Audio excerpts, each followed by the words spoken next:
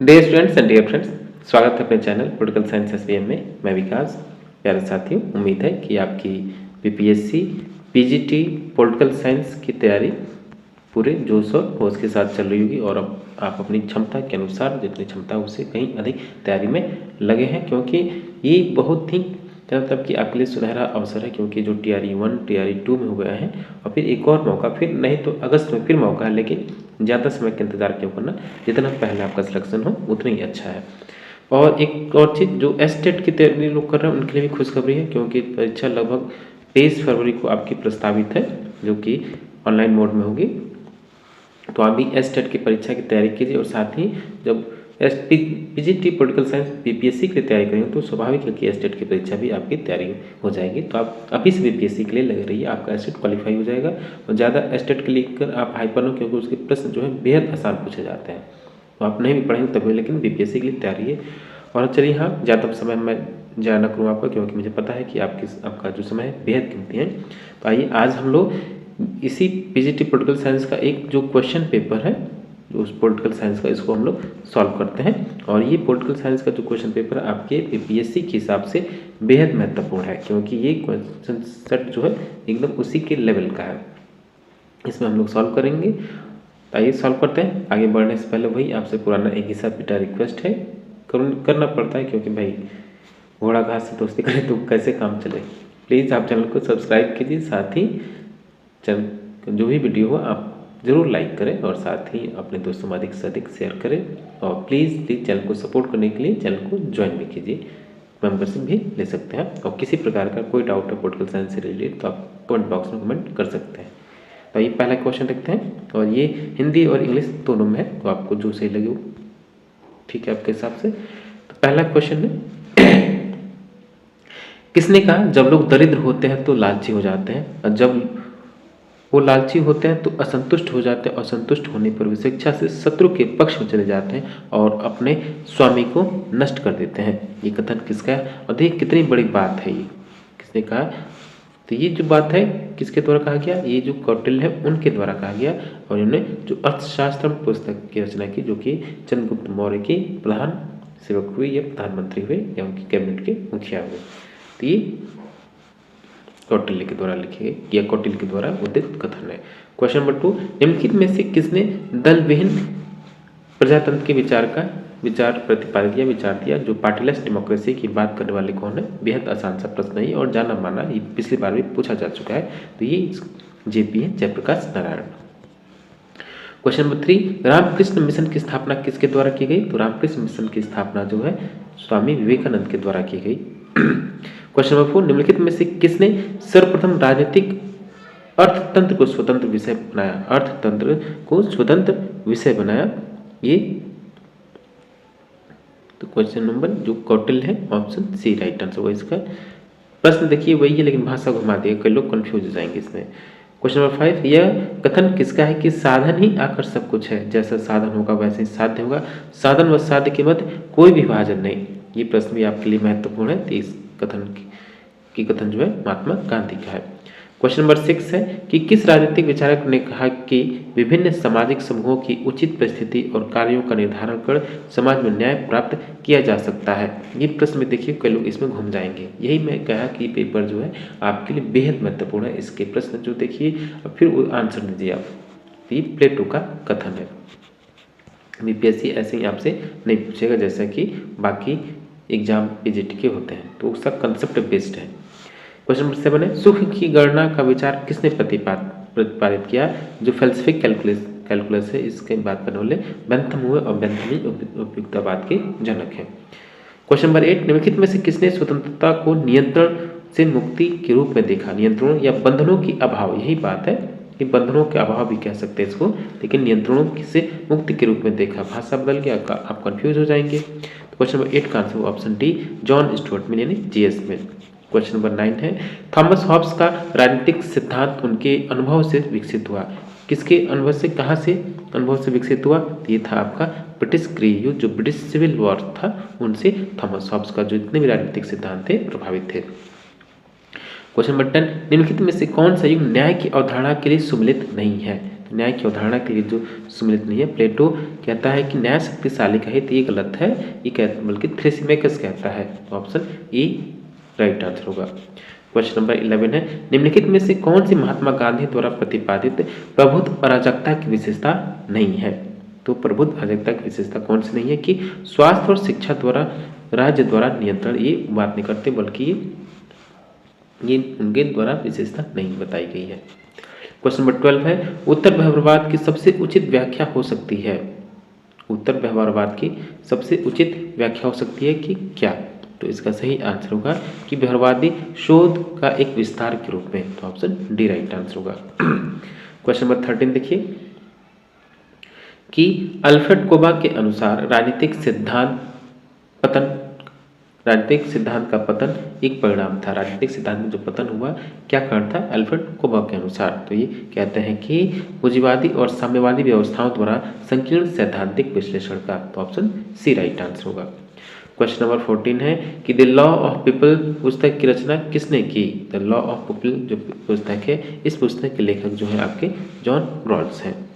Question number 15, निम्नलिखित में से किसने राजनीति को तत्वमीमांसा और धर्मशास्त्र के चंगुल से छुड़ाकर उसे ऐतिहासिक और यथार्थवादी आधार प्रदान किया? तो ये प्रश्न जो है आपका कौन का है? ये मैकियावेली से संबंधित है।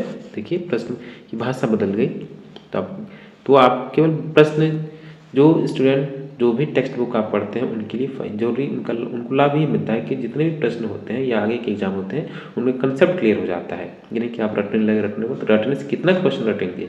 जब आप आरपीएससी के एग्जाम देंगे, बीपीएससी का एग्जाम देंगे, तो आप या मतलब ये या सीजीपीएससी का एग्जाम देंगे, तो वहाँ जो आता है पेपर वो कंसेप्ट बेस्ड आता है। बाकी यूपी में तो एकदम फैक्ट बेस्ड, ये रटने के आधार पर नहीं हो संभव है आज के ज़माने में। इसलिए मैं बार बार कहता हूँ कि आप टेक्स्ट बुक पढ़िए। क्वेश्चन नंबर 16 है कि किसने कहा संसद कमोबेश निष्क्रिय लोगों की एक बड़ी बैठक से कुछ कम नहीं है? तो संसद के आलोचना के रूप में ये किसका उक्ति है? तो ये है वॉल्टर वेजहॉट का, वॉल्टर वेजहॉट। क्वेश्चन नंबर 17 कि निम्नलिखित में से किसने संसदात्मक लोकतंत्र में मंत्रिमंडलीय तानाशाही के खतरे को इंगित किया है? तो ये है आपके कौन? Ramsay Muir, option B. Question number 18 है, निम्नलिखित में से कौन संरचनात्मक प्रक्रियात्मक नहीं है? यानी जो स्ट्रक्चरल फंक्शनलिस्ट कौन सा नहीं है? तो इसमें से कौन सा स्ट्रक्चरल फंक्शनलिस्ट नहीं है? तो है आपका रॉबर्ट टाहल। क्वेश्चन नंबर 19 है कि पुस्तक द सिविक कल्चर लिखी गई बेहद महत्वपूर्ण पुस्तक है। आप इसको याद कर लीजिए या कहीं नोट कर लीजिए, भूलने की चीज़ नहीं है ये, क्योंकि पॉलिटिकल साइंस से स्टूडेंट है तो ये आपसे इसका कई बार आमना सामना होगा। तो 19 का बी आंसर होगा। आमंड और वर्मा की पुस्तक है the civic culture, Sydney Verma.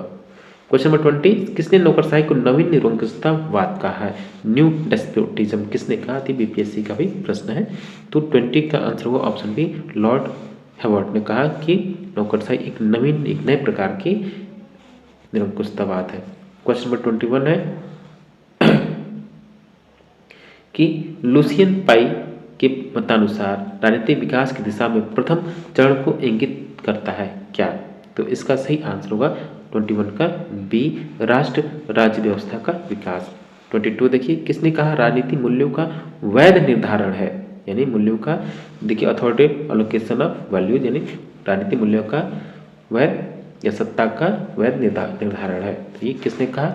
ये कथन जो है डेविड स्टेन का है। आधिकारिक आवंटन यही है आपका, सत्ता का आधिकारिक आवंटन। क्वेश्चन नंबर 23, सर्वहारा वर्ग का अधिनायकवाद मार्क्स के सिद्धांत का निचोड़ है, यह कथन किसका है? तो ये कथन है आपका लेनिन का, वी.आई. लेनिन। क्वेश्चन नंबर 24 कि निम्नलिखित में से कौन सा एक कार्य राजनीतिक दलों द्वारा किया जाता है? राजनीतिक दलों द्वारा जो प्रमुख कार्य वो है कि चुनाव लड़ने में उम्मीदवारों की सहायता करना है। ऑप्शन डी राइट आंसर होगा। क्वेश्चन नंबर 25, किसने कहा कि सार्वभौम वयस्क मताधिकार वास्तव में सार्वभौम नहीं है? ये प्रश्न भी बेहद महत्वपूर्ण आपका, तो ये कथन आपका गिलक्राइस्ट महोदय का है, डी ऑप्शन सही होगा। क्वेश्चन नंबर 26 देखिए, ये आपका संविधान से संबंधित है, ये भी महत्वपूर्ण है आपका। तो भारतीय संविधान में आपातकाल के दौरान मौलिक अधिकारों के निलंबन का गुण उधार लिया गया है, यानी विशेषता कहाँ से ली गई है कि आपातकाल के दौरान यानी इमरजेंसी के दौरान आपके मौलिक अधिकारों का निलंबन किया जा सकता है। क्वेश्चन नंबर 26 का आंसर ऑप्शन डी, ये व्यवस्था आपने जर्मनी से लिया है। क्वेश्चन नंबर 27 है कि 1833 का चार्टर अधिनियम ब्रिटिश समाज में कई सामाजिक राजनीतिक परिवर्तनों के बाद अस्तित्व में आया।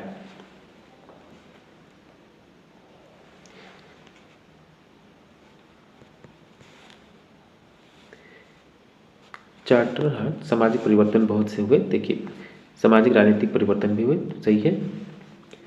सती प्रथा हुआ या कई ऐसे मेन जो है मुख्यतः ये हुआ, और आर्य समाज का, सॉरी, प्रार्थना समाज और ब्रह्म समाज का दौर था ये सही है।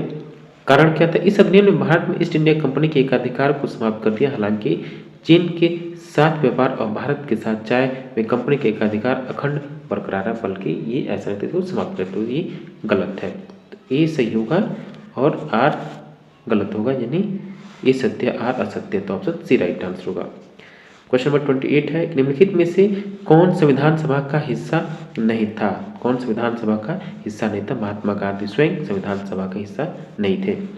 भारतीय संविधान में किस संशोधन द्वारा संघ सूची में सेवाओं पर कर नामक एक नया विषय जोड़ा गया? किस संविधान संशोधन द्वारा? तो ये था आपका 88वां संविधान संशोधन, 88th amendment.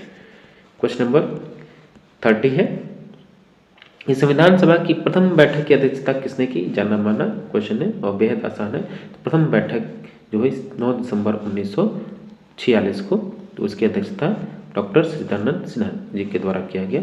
Option D right answer होगा। किसने कहा था कि राज्य की प्रशासनिक स्वायत्तता केंद्र की प्रशासनिक स्वायत्तता के लगभग बराबर है? तो 31 का आंसर होगा ऑप्शन नंबर सी, के संथानम का ही कथन था। क्वेश्चन नंबर 32 है कि भारतीय संघवाद को कोऑपरेटिव संघवाद यानी सहकारी संघवाद, देखिए कोऑपरेटिव फेडरलिज्म या ऑपरेटिव संघवाद होगा, या कोऑपरेटिव फेडरलिज्म या सहकारी संघवाद की संज्ञा किसने दिया है? तो ग्रेनविल ऑस्टिन का एक कथन है, सी राइट आंसर होगा। क्वेश्चन नंबर 33, याचिका समिति में शामिल है। याचिका समिति में कौन लोग शामिल होते हैं? कितने सदस्य लोग शामिल होते हैं? जो कमेटी ऑफ पिटिशंस है उसमें कितने लोग शामिल होते हैं? तो उसमें आपके 15 सदस्य शामिल होते हैं। कैबिनेट सचिवालय एक क्या है? तो कैबिनेट सचिवालय जो है आपका स्टाफ है कि एजेंसी है कि सहायक एजेंसी है, ये आपको बताना है। तो ये स्टाफ एजेंसी है कैबिनेट सचिवालय, जो कैबिनेट सेक्रेटरीट होता है आपका स्टाफ एजेंसी होती है। क्वेश्चन नंबर 35 है, किस अनुच्छेद के तहत संसद सर्वोच्च न्यायालय को अनुच्छेद 132 में उल्लिखित उद्देश्यों के अलावा अन्य उद्देश्यों के लिए निर्देश, आदेश या रिट जारी करने की शक्ति प्रदान कर सकती है? तो यह है आपका इसका जो सही आंसर ऑप्शन बी, अनुच्छेद 139। क्वेश्चन नंबर 36 देखिए, कथन और कारण। तो कथन क्या है, दावा क्या है कि भारत में प्रत्येक राज्य के क्षेत्र में एक उच्च न्यायालय है। ऐसा नहीं है, कई ऐसे हैं कि जो अंडमान निकोबार हुआ चाहे कई केंद्र शासित प्रदेश, उनके न्यायालय कई वो मर्ज्ड हैं। तो ऐसा प्रत्येक प्रांत के लिए, प्रत्येक क्षेत्र राज्य क्षेत्र के लिए नहीं है। तो कथन एक गलत है, दावा एक गलत है। संविधान प्रत्येक राज्य में एक उच्च न्यायालय का प्रावधान करता है, ये ऐसा सही है। तो ये असत्य और सत्य, डी राइट आंसर होगा। क्वेश्चन नंबर 37, केंद्र और राज्यों के बीच विवादों के निर्णय करने की भारत के सर्वोच्च न्यायालय की शक्ति निम्नलिखित आती है? तो ये जो उसका है, ये आपका मूल क्षेत्राधिकार के अंतर्गत शामिल है।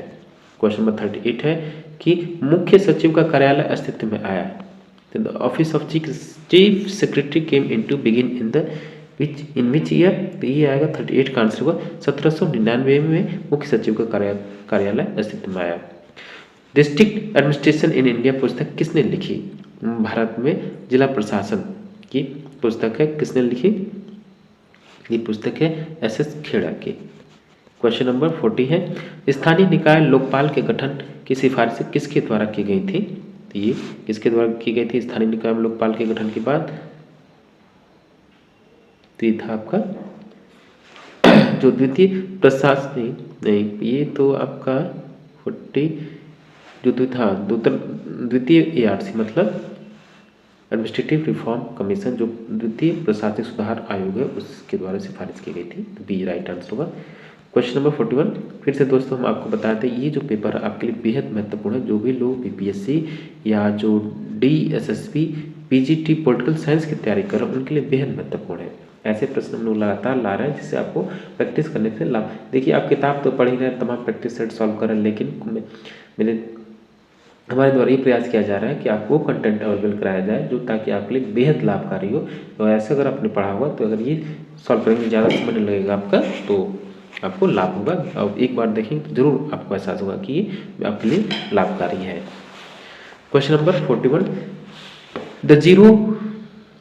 The zero basic approach to government budget, ये पुस्तक किसने लिखी है? तो ये पुस्तक जो लिखी गई है वो पीटर पायर के द्वारा लिखी गई है। क्वेश्चन नंबर 42 है, 2017 में निम्नलिखित की सिफारिश पर रेलवे बजट का आम बजट में विलय कर दिया गया। ये प्रश्न एक अपने आप में महत्वपूर्ण है कि रेलवे बजट और आम बजट को कब क्या मतलब विलय कर दिया गया दोनों को एक में, तो 2017 से, लेकिन किस समिति की सिफारिश पे किया गया? तो ये है विवेक देबरॉय समिति के आधार पर। क्वेश्चन नंबर 43, जीएसटी व्यवस्था लागू करने वाला पहला देश कौन सा था? तो जीएसटी की व्यवस्था लागू करने वाला जो पहला देश हुआ वो हुआ आपका फ्रांस। सी राइट आंसर होगा। क्वेश्चन नंबर 44, कि किसने कहा था कि लोक प्रशासन नीति निष्पादन भी है और नीति कार्यान्वयन भी है?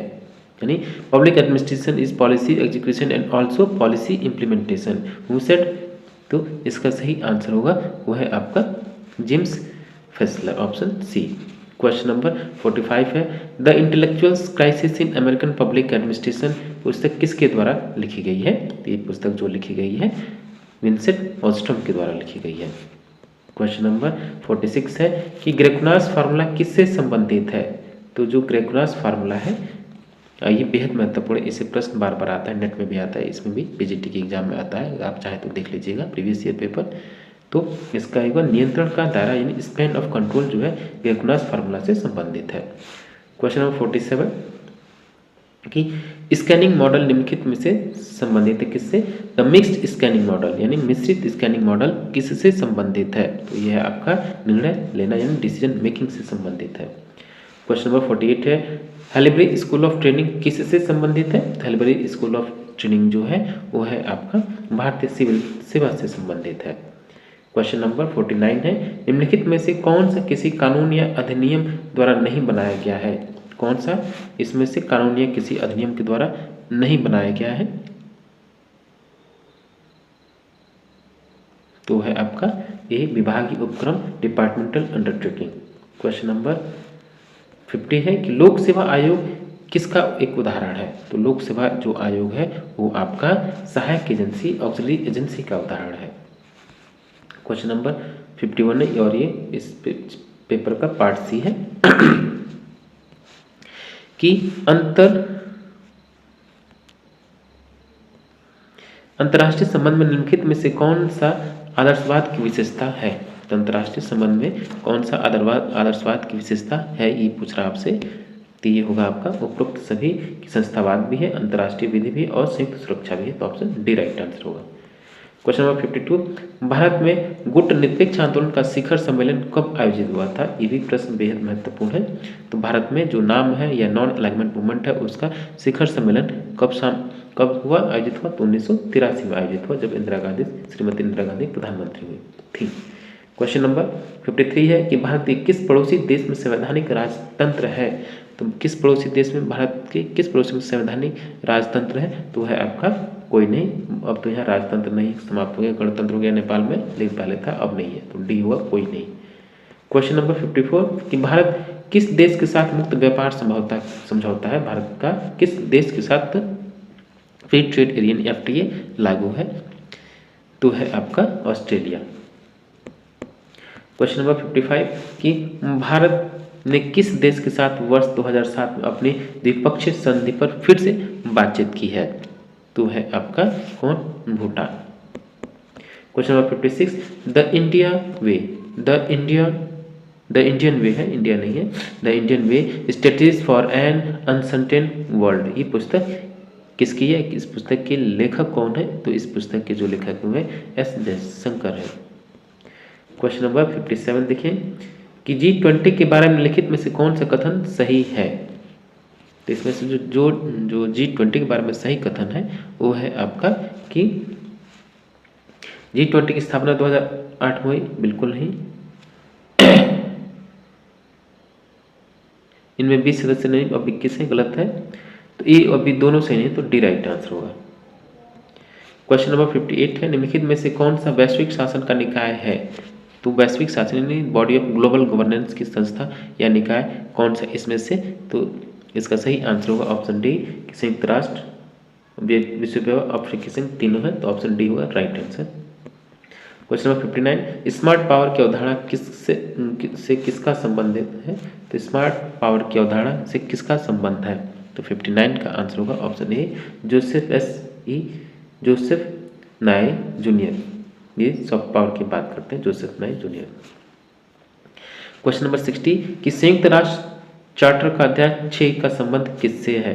तो जो छठा, जितने भी यूनाइटेड नेशन के एक दो अनुच्छेद और चार्टर, ये आप याद कर लीजिएगा, जो मेन है वो याद कर लीजिए, पूछता है। तो 60 का आंसर ऑप्शन ए, विवादों का शांतिपूर्ण समाधान। क्वेश्चन नंबर 61 कि किसने बहुपक्षवाद को गुणात्मक शब्दों में परिभाषित किया है? तो बहुपक्षवाद को गुणात्मक शब्दों में परिभाषित करने का जो श्रेय है वो है रग्गी को, जॉन जी रग्गी, जी रग्गी बोलते हैं इनको। सार्क यानी दक्षिण के बारे में क्या सच है? तो 62 का सही आंसर होगा ऑप्शन डी कि गुलाम सरवर दक्षिण के महासचिव हैं। Ghulam Sarwar is the secretary general of SAARC. Question number 63 परमाणु अप्रसार संधि किस वर्ष प्रभाव में आई? तो 63 का आंसर होगा 1970, बी ऑप्शन सही होगा। क्वेश्चन नंबर 64 कि मित्रता और सहयोग की संधि यानी TAC किससे संबंध रखती है? मित्रता और सहयोग की जो संधि है वो आपके आसियान से संबंधित रखती है। क्वेश्चन नंबर 65 है, निम्नलिखित में से कौन सा यथार्थवाद की विशेषता है? तो यथार्थवाद की विशेषता कौन सी है इसमें से? तो इसका जो सही आंसर होगा कि सुरक्षा दुविधा, जो सिक्योरिटी डायलेमा उससे संबंधित है। क्वेश्चन नंबर 66 जलवायु परिवर्तन पर पेरिस समझौता कहाँ अपनाया गया? जलवायु परिवर्तन पर जो पेरिस कॉन्फ्रेंस है या जो समझौता है वो कहाँ अपनाया गया? तो वो अपनाया गया आपका COP21 में। Question number 67 the 20 years crisis बेहद महत्वपूर्ण पुस्तक है। इसकी पुस्तक किसकी आलोचना है? तो ये आदर्शवाद की रचना है और ईएचकार की पुस्तक है। क्वेश्चन नंबर 68 किस शक्ति के प्रबंधन की प्रणाली के रूप में सामूहिक सुरक्षा को किसने समझा है? तो 68 का आंसर होगा C, NSL cloud, option C right answer होगा। क्वेश्चन नंबर 69 है कराची समझौता किससे संबंधित है? तो कराची समझौता जो है वो आपका कश्मीर में संघर्ष विराम की स्थापना से, जो establishment of cease fire line in Kashmir, option A right answer होगा। क्वेश्चन नंबर 70 है कि ट्रूमैन सिद्धांत विशेष रूप से किसके लिए था? ये प्रश्न भी बेहद महत्वपूर्ण है। तो जो ट्रूमैन सिद्धांत है वो आपका तुर्की, ग्रीस और ईरान से संबंधित था।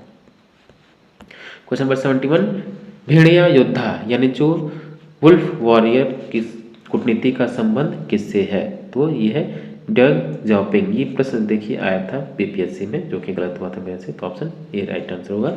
71 का जो आंसर होगा, सॉरी देखिए मैं गलत बोल दिया, जो वुल्फ वॉरियर है वो शी जिनपिंग की कूटनीति का संबंध है, शी जिनपिंग से वुल्फ वॉरियर का। क्वेश्चन नंबर 72 कि कौन सा सिद्धांत अंतर्राष्ट्रीय संबंधों में मानव स्वभाव को प्राथमिकता देता है? तो अंतर्राष्ट्रीय संबंधों में मानव स्वभाव को प्राथमिकता देने वाला जो सिद्धांत है वो यथार्थवाद है, और इसके जो सबसे पहले जो प्रभावी प्रणेता है वो ये कौन है? हैंस जे मर्गेंथाउ। क्वेश्चन नंबर 73 है कथन और कारण। कथन देखिए कि भारत का परमाणु प्रतिरोध विश्वसनीय न्यूनतम प्रतिरोध पर आधारित है। ये कथन आपका सही है। कारण क्या है? कथन तो कि भारत का परमाणु प्रतिरोध युद्ध जीतने के लिए गलत है। पहला सही होगा, केवल ए सत्य है बस। क्वेश्चन नंबर 74 कथन पहला कि भारत आसियान का एक सदस्य है। तो भाई गलत है, आसियान का सदस्य नहीं है। भारत न्यूक्लियर सप्लाई ग्रुप का भी सदस्य बिल्कुल नहीं, गलत नहीं है। NSG का भी सदस्य नहीं है। कथन एक और दोनों गलत है, तो ऑप्शन डी राइट आंसर होगा। और इसका जो लास्ट क्वेश्चन है 75 की मास्ट्रिक्ट संधि, जो Maastricht treaty is related to European Union कथन एक है और ब्राज़ील यानी नाम का एक सदस्य है, तो केवल कथन एक सही होगा, ब्राज़ील नाम का सदस्य नहीं है। तो ऑप्शन ए की मॉन्स्ट्रियस संधि, जो मॉन्स्ट्रियस ट्रीटी है या मॉन्स्ट्रियस जो संधि है यूरोपीय संघ से संबंधित है, तो केवल ए राइट आंसर होगा, ऑप्शन ए। तो डियर स्टूडेंट्स, ये था एक आपका बीपीएससी पीजीटी पॉलिटिकल साइंस के लिए एक बेहद महत्वपूर्ण अनसॉल्व पेपर पॉलिटिकल साइंस का, जो कि किसी भी एग्जाम के बेस हुआ था। तो हमने सोचा कि ये आपके लिए लाभकारी होगा, क्योंकि क्वेश्चन आपके लगभग मैच है। आप प्रैक्टिस करें, लगातार तैयारी करें, तो ऐसे आपको एक बार देख लेना चाहिए। मेरा ये कहना था, आप इस वीडियो को देखिए, ज़रूर आपको लाभ मिलेगा। और आगे भी हम लोग आपके लिए प्रयासरत हैं कि हम लोग अपना आपको बेटर दे सकें, और आप एकदम पॉजिटिव के साथ, पेशेंस के साथ आप अपनी तैयारी में लगिए, कोई नेगेटिविटी का ख्याल मत लाइए। थैंक यू फॉर वॉचिंग, मिलते हैं आपसे नेक्स्ट वीडियो में। और हाँ, प्लीज़ आप चैनल को, अगर आप पहली बार वीडियो देख रहे हैं, तो प्लीज़ आप चैनल को जरूर सब्सक्राइब करो, साथ ही वीडियो को लाइक करना ना भूलें। थैंक यू फॉर वॉचिंग, मिलते हैं आपसे नेक्स्ट वीडियो में।